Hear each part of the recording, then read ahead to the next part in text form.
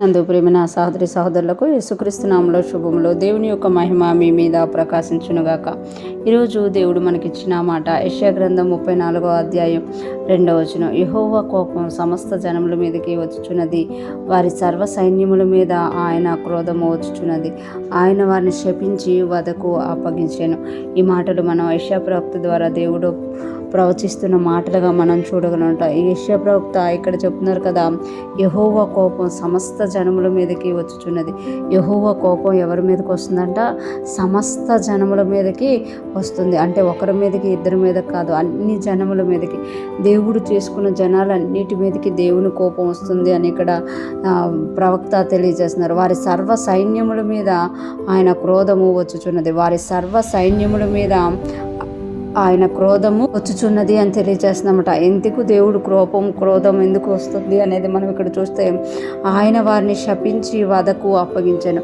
ఆయనంట శపిస్తున్నాడట. ఎందుకు దేవుడు ఆశీర్వదించట్లేదు, ఎందుకు ఇక్కడ ఆయన కోపం రగులుకుంటుంది, ఎందుకు ఆయన క్రోధం రగులుకుంటుంది అనేది మనం చూస్తే, ఆయన సమస్తాన్ని చేసిన వాడిగా ఉన్నా కూడా ఇశ్రాయేలీలు ఏం చేశారు అనంటే, దేవుని వైపు చూడకుండా దేవునికి విరోధంగా తమకిష్టమైన మార్గాల్లో వెళ్ళిపోయినట్లుగా మనము చూడగలమట. ఈ యెషయా గ్రంథం 34వ అధ్యాయం 1వ వచనం చూస్తే, రాష్ట్రములారా నా యుద్ధకు వచ్చి వినుడి, జనములారా చెవియొగ్గి ఆలకించుడి, భూమియు దాని సంపూర్ణతయు లోకమును దానిలో పుట్టినదంతయు వినుగాక అంటున్నారు.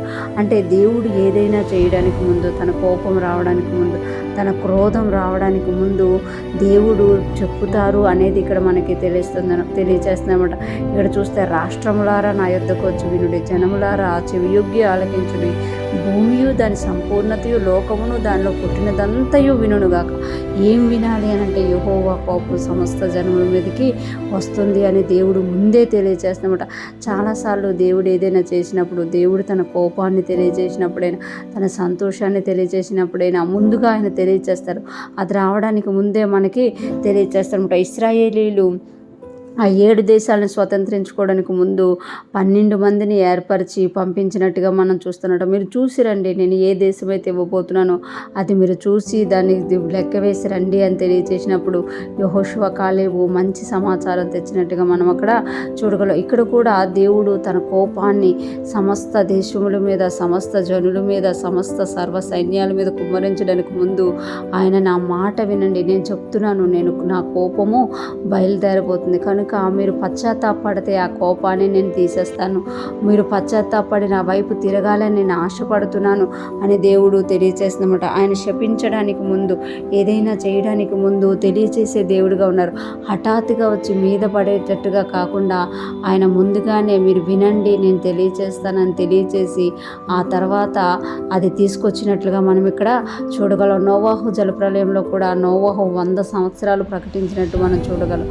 ఈరోజు ఫ్రెష్ మనం వింటున్న ప్రతి ఒక్కరూ జ్ఞాపకం చేసుకోవాలి, దేవుడు తన కోపాన్నైనా తన సంతోషాన్నైనా మన మీదకి తీసుకొని వచ్చినప్పుడు ఆయన ముందుగా దాన్ని తెలియజేస్తారు. అది మనం గుర్తించి గ్రహించి ఆయన కోపపడుతుండు అంటే మనం పశ్చాత్తాపడి ఆయన యొక్క కృపను వేడుకునే వారిగా ఉండాలి. ఆయన ఆశీర్వదిస్తున్నాడు అని తెలియజేసినప్పుడు వినయ మనస్సును మనము దేవుని యొద్ద అడగాలి. అటు విధంగా మనం ఎప్పుడైతే దేవుని యొక్క మనస్సును ఎరుగుతామో, ఆయన చెప్తున్నప్పుడు విని గ్రహిస్తామో, మనము ఆత్మీయంగా ఆశీర్వదింపబడిన వారిగా ఉంటాము. అటువంటి కృపా జ్ఞానం మనందరికీ కలుగునుగాక.